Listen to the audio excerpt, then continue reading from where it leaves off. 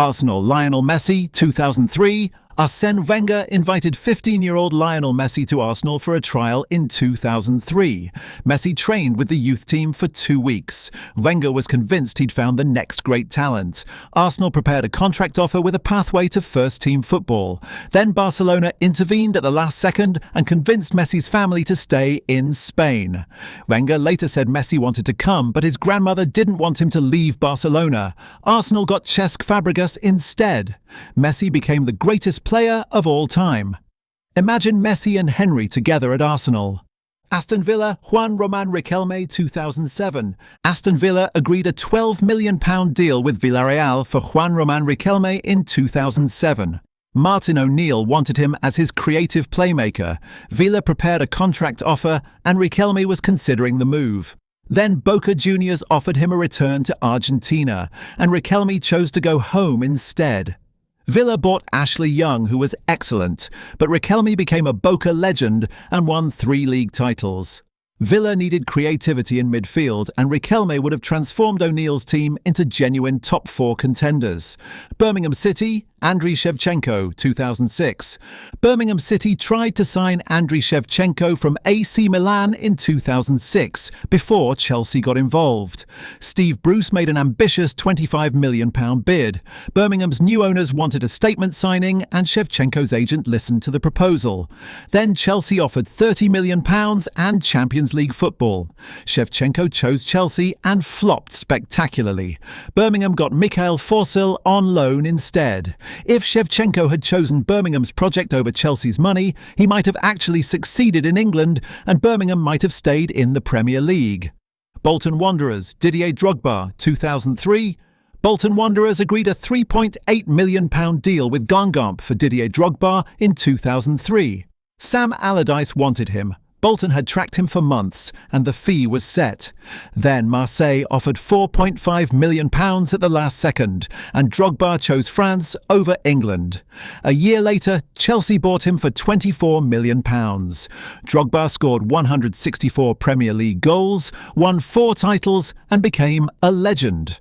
Bolton got nobody and spent the next decade fighting relegation battles. Burnley, Dimitar Berbatov, 2001. Burnley had first refusal on 19-year-old Dimitar Berbatov from CSKA Sofia in 2001 through a scouting partnership. The fee was £200,000. Stan Ternent watched videos, thought he looked talented, but decided it was too much money for a second-division club. Bayer Leverkusen signed him for £350,000 instead. Berbatov went to Spurs for £10.9 million, then United for £30.75 million. He won 2 Premier League titles and scored 94 Premier League goals. Burnley thought £200,000 was too expensive. Chelsea, Ronaldinho, 2003. Chelsea agreed a £21 million deal with PSG for Ronaldinho in 2003. Peter Kenyon flew to Paris, Roman Abramovich approved the fee, and Chelsea were ready to make Ronaldinho their first Galactico. Then Barcelona hijacked the deal at the final hour and offered the same money. Ronaldinho chose Barcelona over Chelsea. He became the world's best player, won 2 Champions Leagues and defined an era.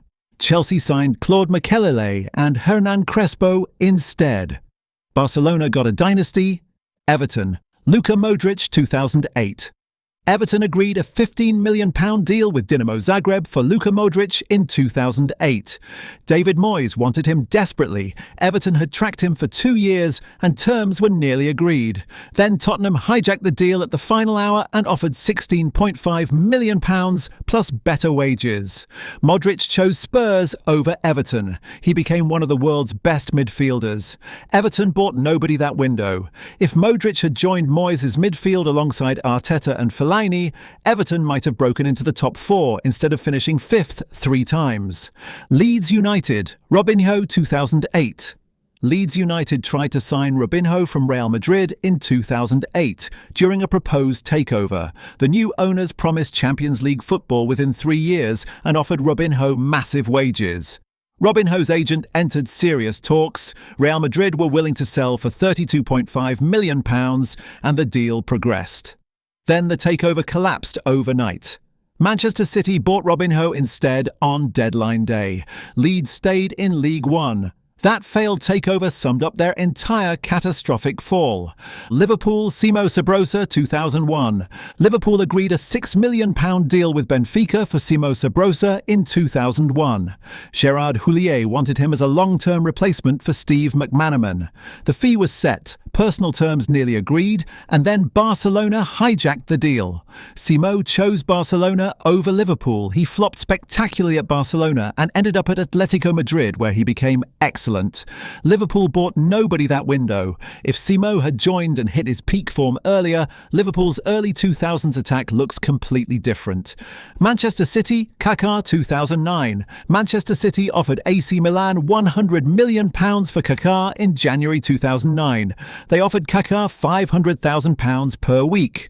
Milan wanted to sell because of financial issues. City wanted to make a statement signing to announce their new era. Kaká was tempted by the project and the money. Then he changed his mind at the last second and decided he couldn't leave Milan. City bought nobody and had to wait for their Galactico era. If Kaká had joined, City's transformation would have accelerated by 2 years. Manchester United, Ronaldinho, 2003. Manchester United agreed a £20 million deal with PSG for Ronaldinho in 2003. Alex Ferguson wanted him, United had the money, and the deal was practically done. Then Barcelona offered £21 million at the last hour, and Ronaldinho chose them instead. United bought a 17-year-old Cristiano Ronaldo as a consolation prize. Ronaldinho became the world's best player for 3 years. Ronaldo became the world's best player for 15 years. Both clubs won. But imagine if United had gotten Ronaldinho and Ronaldo. Middlesbrough, Juninho, 2004. Middlesbrough tried to convince Juninho to stay for a third spell in 2004. Steve McLaren wanted him back permanently, Borro offered a long-term contract, and Juninho loved the club. But he chose to return to Brazil with Palmeiras instead. Borro got relegated 2 years later. If Juninho had stayed for that third spell through 2006, Borro might have built on their UEFA Cup final run instead of declining and eventually getting relegated in 2009. Newcastle United, David Villa, 2005. Newcastle United agreed a £10 million deal with Zaragoza for David Villa in 2005. Graham Souness wanted him. Newcastle prepared an offer and Villa was interested in the Premier League. Then Valencia hijacked the deal and offered £12 million. Villa chose La Liga over England. He scored 129 goals for Valencia, won the World Cup and became Spain's all-time top scorer. Newcastle bought Albert Luque for £9.5 million instead, who scored 3 goals in 39 games. That decision summed up Newcastle's decline perfectly. Nottingham Forest, Jermaine Defoe, 2004. Nottingham Forest tried to sign Jermaine Defoe from West Ham in 2004 when he was available on loan. Joe Kinnear wanted him desperately. Forest offered to pay his full wages, and Defoe was considering Championship football for game time. Then Tottenham hijacked the loan deal and offered Premier League football instead. Defoe chose Spurs and scored 143 Premier League goals over his career. Forest got nobody and spent the next decade in the Championship wilderness. If Defoe had joined Forest's promotion push and helped them get back to the Premier League, their entire trajectory could have changed instead of staying stuck in the second tier. Portsmouth, Peter Crouch, 2008.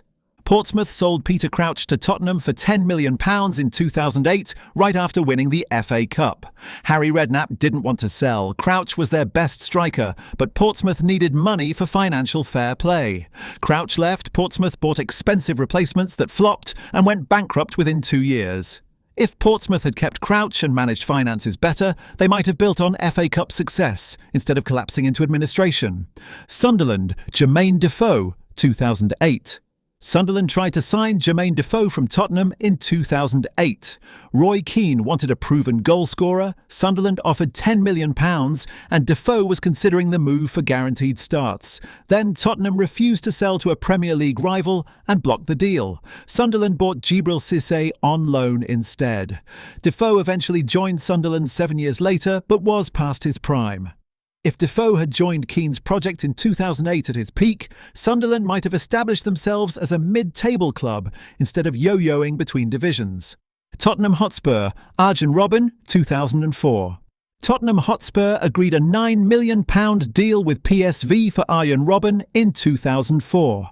Jacques Santini wanted him, Spurs had watched him destroy opponents all season, and personal terms were discussed.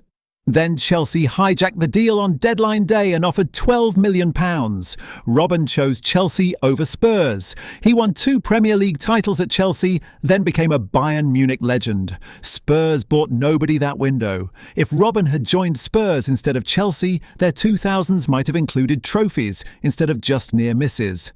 West Ham United, Carlos Tevez, 2007. West Ham United tried to sign Carlos Tevez permanently in 2007 after his controversial loan.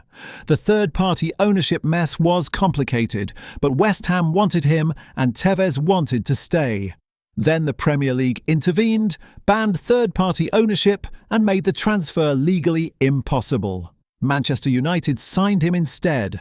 Tevez won 2 Premier League titles and the Champions League at United, then moved to City and won more. West Ham got relegated the following season. Wigan Athletic, Ashley Williams, 2008. Wigan Athletic agreed a £3 million deal with Stockport County for Ashley Williams in 2008. Steve Bruce wanted him as a long-term defensive solution. Wigan prepared an offer and Williams was ready to step up.